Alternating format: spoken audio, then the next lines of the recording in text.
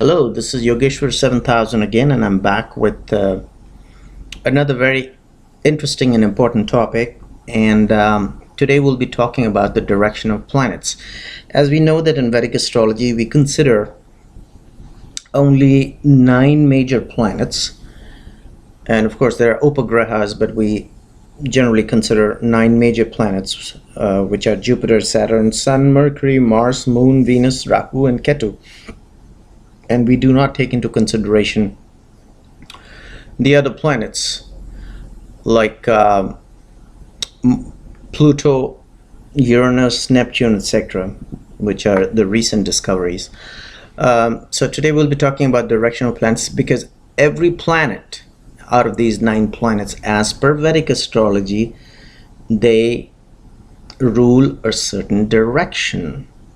So that's extremely important to know what direction a planet rules. In ancient days and ages, people used to undertake journeys, people used to move in directions, people used to resettle in terms of finding the right profession, the right job, the right business. Merchants used to look for directions to go where, there was no information technology available, so they used to refer to the birth charts, and they used to go out where they can find or purchase or sell their merchandise.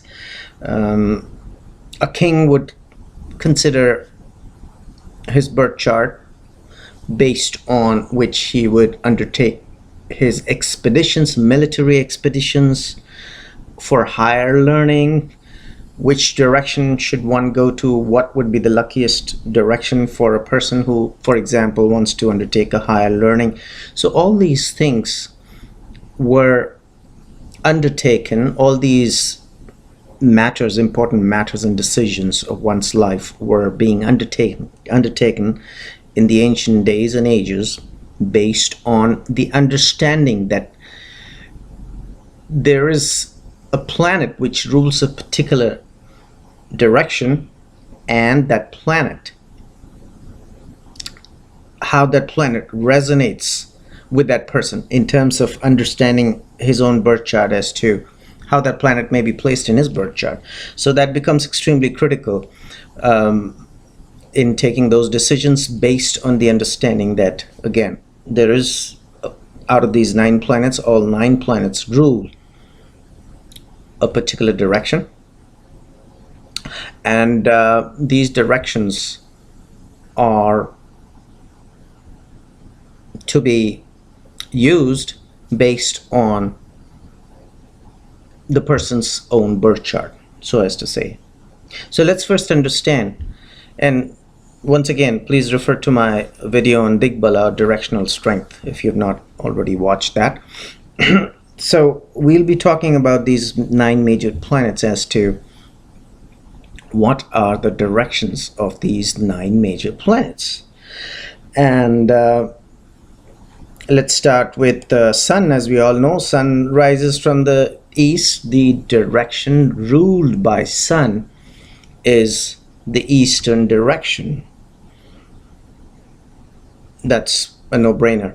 And also, in terms of Vastu, also directions become extremely important, because building constructions have to be undertaken.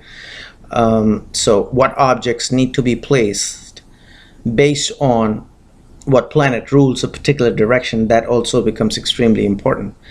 And so the understanding of the direction of the planet is extremely critical while we are constructing a house. Which way the entrance of the house needs to be placed, or where the bedroom or the kitchen or other rooms have to be designed based on what planet rules that particular area. So like I said, sun is always rises from the eastern direction. Moon, the direction ruled by moon is the northwest direction. Okay, that's as per the Vedas, as per the Vedic astrology, not Vedas, but Vedic astrology per se. Mars, or Mangala, rules the southern direction. Mercury, or Buddha, rules the northern direction. Guru or Jupiter rules the northeast direction. Shukra or Venus rule the southeast direction. Shani or Saturn rules the western direction. Rahu rules the southwest, and Ketu rules the northeast, right opposite to each other, as they are also placed in the birth charts. So very important to understand the directions of these planets. And once again, why? Because we need to undertake important decisions, or we need to undertake important actions, and we need to make decisions as to which direction to move to for a particular area of our life. How the planets are placed in the birth chart of that person, that understanding and the rulership of the direction is going to make that decision pretty easy. So that's extremely critical. And like I just mentioned, Vastu, which is the Vedic system of architecture, or the ancient Hindu system of architecture, that also takes into consideration, and we discussed in our previous video as to what is a Vastu Purusha, what are the various gods which represent various directions in that Vastu Purusha. So of course we are not talking about gods now, we are talking about planets per se, and we get a very good understanding, and we can make the right decisions as to which direction a particular room has to be placed, what objects, or room has to be constructed rather, or what objects have to be placed in what direction.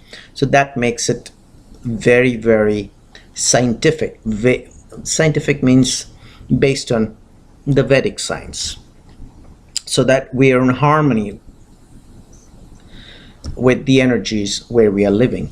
And of course we discussed, various other journeys have to be undertaken. We need to relocate in a certain direction, so we need to understand as to how the planet is placed in somebody's birth chart, and whether that relocation in a particular direction is going to be lucky or fruitful for them or not. So I just wanted to discuss this in this little video about the directions of the planets. But please do not confuse or mix these directions with the Digbala. So I just mentioned, people should refer to my video on Digbala. So which is the directional strength. That is a slightly different topic. Now, Digbala or directional strength is meaning that a particular planet gets a directional strength in a particular direction. Okay, it becomes strong in that direction.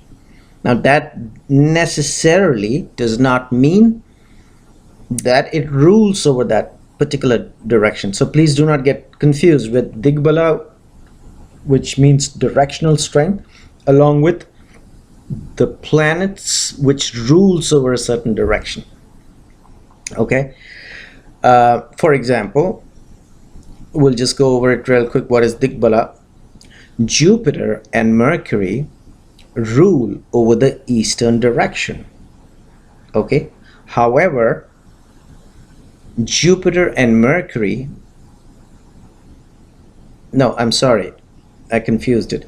Jupiter and Mercury become strong in the eastern direction. However, Jupiter rules the northeast direction, and Buddha or Mercury rules the northern direction. So there's a slight difference here. See, the direction of Buddha or Mercury is north. Okay, that's the northern direction, where it rules over the northern direction. However, it gains Digbala or directional strength in the eastern direction.